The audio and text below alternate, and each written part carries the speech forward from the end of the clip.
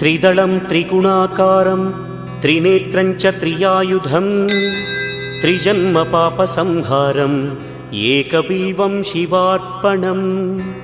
त्रिशाखैः बिल्वपत्रैश्च अच्छिद्रैः कोमलैः शुभैः तव पूजां करिष्यामि एकबिल्वं शिवार्पणम् कोटिकन्या महादानं तिलपर्वतकोटयः काञ्चनं शैलदानेन एकबिल्वं शिवार्पणम् काशीक्षेत्रनिवासं च कालभैरवदर्शनं प्रयागे माधवं दृष्ट्वा एकबिल्वं शिवार्पणम् इन्दुवारे व्रतं स्थित्वा निराहारो महेश्वर नक्तं हौष्यामि देवेश एकबिल्वं